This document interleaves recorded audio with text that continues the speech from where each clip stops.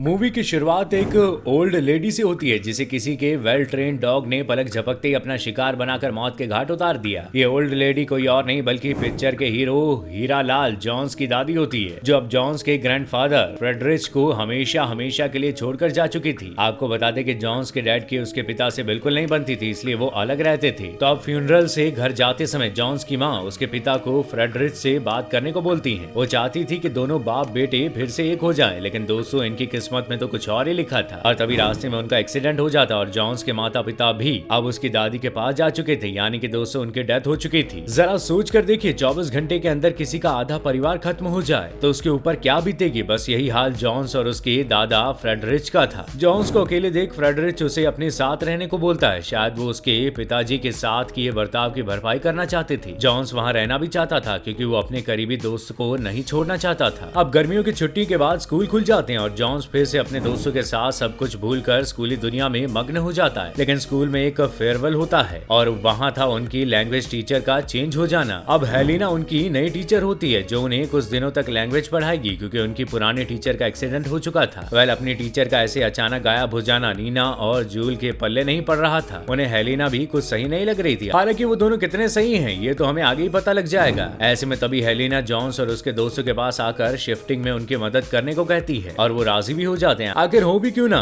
एक तो टीचर ऊपर से इतनी ब्यूटीफुल, मना करने का सवाल ही नहीं उठता। शिफ्टिंग के दौरान नीना की नजर हेलिना के रखे हुए एक बैग पर पड़ती है। वो उसे खोलने ही वाली थी कि तभी हेलिना वहां पर आ धमकती और नीना को दूसरा काम पकड़ा देती है। वहीं सफाई के दौरान नीना को थोड़ी चोट आ गई थी, जिसकी वजह से जॉन्स उसके साथ ही रहने का फैसला करता है। रात में जब हेलिना नीना से छिपा रही बैग को खोलती है तो दर्शकों आप लोग दंग रह जाएंगे क्योंकि दोस्तों इस बैग में कुछ और नहीं, सिर्फ और सिर्फ जॉन्स की ढेर सारी फोटोज और उसके कुछ जरूरी जानकारियां थी। मानो हेलिना उस स्कूल को जानबूझकर आई हो। ऐसा लग रहा था कि ये बैग किसी टीचर का नहीं बल्कि किसी खुफिया एजेंसी के जासूस का हो जो जोन्स को काफी सालों से टारगेट कर रहा हो। हालांकि हेलिना जोन्स तक पहुंच चुकी थी, इसलिए उसे अब इन फोटोज की कोई जरूरत नहीं थी और उसने उन्हें जला डाला। अगली सुबह क्लास के दौरान हेलिना सभी को एक टॉपिक पर पोयम लिखने को बोलती है जो उनका होमवर्क होता है। वेल, अपने पिताजी की तरह लिखने में माहिर जोन्स ने तो अपनी पोयम कंप्लीट कर ली थी, लेकिन नीना उतना अच्छे से ये काम नहीं कर पा रही थी, जिसकी वजह से नीना की पोयम भी जोन्स लिख देता है। लेकिन बदकिस्मती से हेलिना को ये बात पता चल जाती है और वो जोन्स को अकेले में बुलाकर ऐसा दोबारा न करने को कहती है। उससे ये भी कहती है कि वो कुछ नया लिखे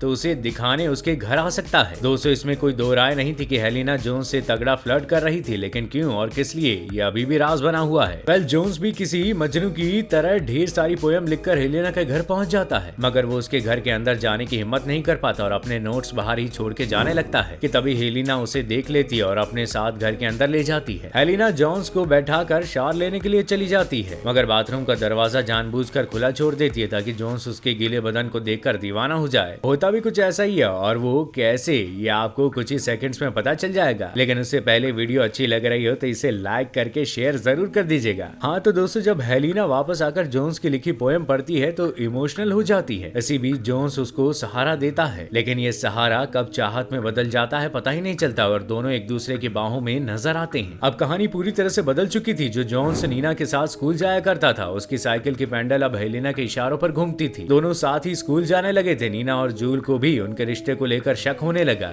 हर कोई उनके खुल्लम खुल्ला प्यार करेंगे वाली करतूतों को नोटिस कर रहा था, लेकिन असल में दोस्तों उनके बीच अभी तक कोई रिश्ता नहीं बना था। ये सब महज एक अट्रैक्शन था। वहीं जोन्स अब अपने पिता के घर पर समय बिताने लगता है क्योंकि उसके दादाजी को राइटर जैसा कोई प्रोफेशन लगता ही नहीं। उनकी नजर में ये फालतू का काम था। जॉन्स के पिताजी भी राइटर थे और जॉन्स को भी लिखने में दिलचस्पी थी। शायद इसीलिए वो अपने पिता की तरह दादाजी से थोड़ा दूरियां बनाने लगा। इन्हीं दूरियों के बीच उसकी नजदीकियां नीना से बढ़ने लगी और दोनों में काफी कुछ होने लगा। वो अब नए रिश्ते में आ चुके थे। जी हाँ, सही समझे आप, वही रिश्ता जो स्कूली दिनों में आपने ना जाने कितनों से बनाया होगा। देखते ही देखते स्कूल की 50वीं सालगिरह के जश्न का दिन आता है। यहाँ स्पीच देने के लिए जोन्स के दादाजी फ्रेडरिच को बुलाया जाता है। आपकी जानकारी के लिए बता दें कि फ्रेडरिच इस स्कूल के एक्स टीचर रह चुके थे, लेकिन मंच पर चढ़ते ही जब फ्रेडरिच की नजर हेलिना पर पड़ती है, उसकी आंखें चौंधिया जाती हैं और बेहोश होकर वहीं पर वो गिर जाते हैं, जिसे देख नीना को हेलिना पर दोबारा शक होता है। नीना ये बात जोन्स को बताती है, लेकिन हेलिना के चक्कर में फंसा जोन्स कहाँ उसकी बुराई सुन सकता था। बस दोनों में झगड़ा हो जाता और नीना गुस्से में वहाँ से चली जाती है। तभी वहाँ पर हेलिना आ जाती है, फिर जोन्स के साथ वही करती है जिसे अक्सर मम्मी पापा के साथ टीवी बैठे देख आप रिमोट लेकर चेंज कर दिया करते हैं। अगले दिन सुबह फ्रेडरिच जोन्स को स्कूल जाने से रोकता है क्योंकि उन्हें कुछ सही नहीं लग रहा था। हेलिना को लेकर पूछा पूछे गए सवाल पर फ्रेडरिच बताते हैं कि हेलिना की तरह लगने वाली एक लेडी उनके साथ स्कूल में पढ़ाया करती थी, बस इसी चक्कर में वो बेहोश हो जाते हैं। लेकिन दोस्तों ये सिर्फ अधूरी कहानी थी, क्योंकि पूरी तो हम आपको बताएंगे। वेल, जोन्स को अपनी दादी जी के द्वारा दिया गया रीजन स्कूली बच्चे के पेट दर्द वाले बहाने जितनी नॉर्मल सा लगता है, इसलिए वो स्कूल के लिए निकल जाता है। वहीं दूसरी तरफ हेलिना का पर्दाफाश करने में जुटी नीना लाइब्रेरी में ओल्ड रिकॉर्ड चेक करती है और तभी नीना के हाथ वो सुराग लग जाता है। दरअसल दोस्तों नीना को पता चल चुका था कि स्कूल में हेलिना की तरह दिखने वाली हमशक्ल टीचर थी, जिसका कोई ना कोई कनेक्शन हेलिना से पक्का है। हालांकि उससे पहले ये बात नीना किसी को बता पाती, हेलिना लाइब्रेरी में उसका काम तमाम कर देती है और एक बैग में पार्सल जैसा बनाकर किसी चालाक खूनी की तरह उसकी लाश को बीच के किनारे छोड़ देती है, ताकि सबको लगे कि वो वहाँ डूबकर मर गई है। पर वो इस बात से अनजान थी कि नीना एक बेहतरीन स्विमर थी। अभी तक किसी को नीना का कोई पता ना था। उल्टा हेलिना को जोन्स ब्रेकअप करने के लिए बुलाता है, बिना ये सोचे समझे कि वो एक खून कर चुकी है और हेलिना का अगला शिकार कोई और नहीं, वो खुद है। हेलिना जोन्स को निपटाने के लिए टेबलेट का पाउडर बनाकर लाती है और ब्रेकअप लेने से पहले उसे कॉफी में मिलाकर पीने को कहती है। खुशकिस्मती से जोन्स उस कॉफी का थोड़ा ही सिप लेता है और घर जाकर सो जाता है। अगले दिन जोन्स को उसके दादाजी बताते हैं कि नीना की लाश बीच पर मिली है, जिसे करीब से देख फ्रेडरिच को शॉक लग जाता है और उसे एडमिट करना पड़ता है। दूसरी तरफ जोन्स को जूल से मालूम पड़ता है कि आखिरी बार नीना हेलिना के बारे में पता लगाने के लिए लाइब्रेरी में एक ओल्ड स्कूल बुक्स को देखने गई थी और जब ये लोग भी उसे